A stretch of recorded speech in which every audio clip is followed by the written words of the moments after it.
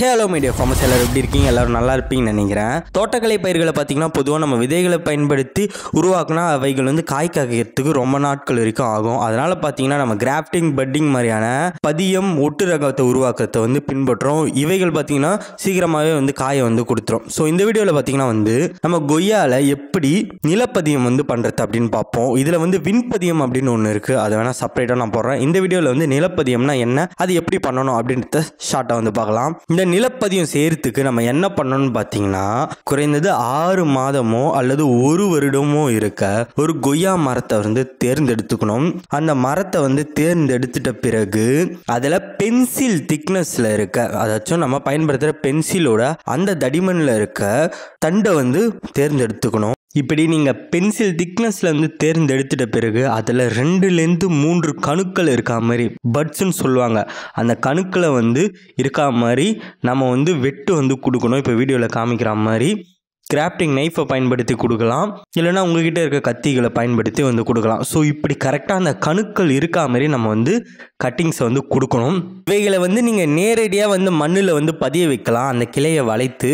ஆனால் அப்படி பண்ணால் வந்து நம்மளால் ஒரு தனி மரமாக உருவாக்கும் போது கொஞ்சம் கஷ்டமாக இருக்கும் தாய் மரத்துலேருந்து வெட்டுறதுக்கு. அதனால் நம்ம என்ன பண்ணணும்னு பார்த்தீங்கன்னா, ஒரு பாலி பேக் வந்து எடுத்துக்கணும். ஸோ நாற்றங்கால்களை உருவாக்குற பையை வந்து எடுத்துக்கிட்டு அந்த பையில் பார்த்தீங்கன்னா 1:1:1 அப்படின்ற அந்த விகிதத்தில் நம்ம வந்து மண், மணல், தொழு உரத்தை வந்து கலந்து நம்ம இப்போ கட் பண்ணி வச்சிருக்கோம்ல அதை வந்து இவைகளை கலந்து வச்சிருக்க இந்த பாலி பேக்ல வந்து ஊண்டி வந்து விடணும்.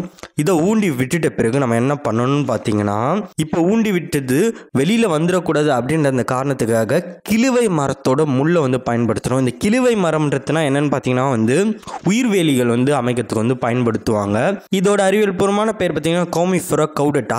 ஸோ இந்த மரத்தோட முள்ளை வந்து நம்ம பயன்படுத்தி இது வெளியில் வராமல் இருக்கிற மாதிரி நம்ம வந்து அவை வந்து ஃபிக்ஸ் பண்ணி வைக்கலாம். சப்போஸ் உங்களுக்கு இந்த மரத்தோட முள்ளு தான் வந்து பண்ணணும் அப்படின்ற அவசியம் வந்து இல்லை. இப்போ உதாரணத்துக்கு வந்து நான் சொல்லியிருந்தேன், நீங்கள் வேறு விஷயங்களையும் பயன்படுத்தி இவை வந்து வெளியில் வராத மாதிரி நீங்கள் அந்த மண்ணில் இதை ஊண்டி விட்டுட்ட பிறகு மேலேயே பார்த்தீங்கன்னா கொஞ்சம் மணலை வந்து நிரப்பி வச்சிடணும். அதுக்கு மேலே பார்த்தீங்கன்னா வந்து இன்னமும் காற்றுனால இது வந்து அசையக்கூடாது அப்படின்ற அந்த காரணத்துக்காக கற்களையும் மேலே வச்சு நம்ம இவைகளை எந்தவித தொந்தரவும் இல்லாமல் 60 நாட்கள் பார்த்தீங்கன்னா வந்து வைக்கணும். ஸோ இந்த ப்ரொசீஜர் வந்து முடிஞ்சிட பிறகு நீங்கள் பார்த்தீங்கன்னா வந்து காலையிலையும் மாலையிலையும் இப்படி நம்ம நிலப்பதியம் வந்து செய்த அந்த கன்றுகளுக்கு பார்த்தீங்கன்னா தண்ணீரை வந்து மறக்காமல் வந்து விடணும்.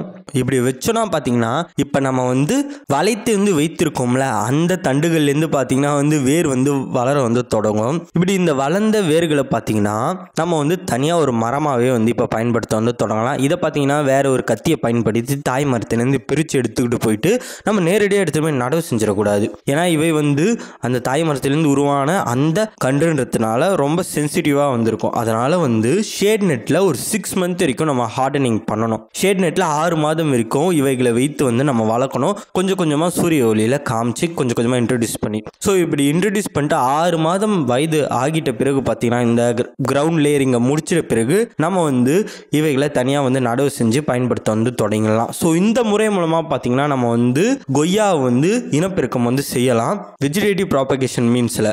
ஸோ இதை பார்த்தீங்கன்னா நீங்கள் தொழில் ரீதியாக வந்து பண்ணலாம். இதில் நிறைய ரகங்கள் வந்து இருக்குது. ஸோ எந்த ரகத்தை நம்ம வந்து அதிகரிக்கணும்னு நினைக்கிறோமோ இந்த முறை மூலமாக வந்து பண்ணலாம். இதில் இன்னொன்று இருக்குது, விண்பதியம் ஏர் லேயரிங்னு சொல்லுவாங்க. ஸோ அதை பற்றி செப்பரேட்டாக வந்து வீடியோ போடுறேன். இப்போ பார்த்தீங்கன்னா வந்து கொய்யாவில் எப்படி இனப்பெருக்கம் செய்கிறோம், அதுவே வந்து மாம்பழத்தில் பார்த்தீங்கன்னா வந்து எபிகாட்டில் கிராஃப்டிங் ஒட்டு வந்து எப்படி போடணும் அப்படின்றத பற்றி தனியாக ஒரு வீடியோ நம்ம சேனலில் இருக்குது. அந்த வீடியோ நீங்கள் பார்க்கணும்னு நினச்சிங்கன்னா அது இப்போ இடதுபுறம் வரும் அந்த வீடியோ, அதை கிளிக் பண்ணி பாருங்கள். இந்த வீடியோ பிடிச்சா மறக்காமல் லைக் பண்ணுறேங்க. இது மாதிரி இன்ஃபர்மேஷன்லாம் உங்களுக்கு தெரியும்னு நினச்சிங்கன்னா சேனல் லோகோ வரும், அதை கிளிக் பண்ணி நம்ம சேனலை சப்ஸ்கிரைப் பண்ணிக்கோங்க. நெக்ஸ்ட் வீடியோவில் பார்க்கலாம். அது வரைக்கும் உழுவோம் உயர்வோம். நன்றி, தேங்க்யூ.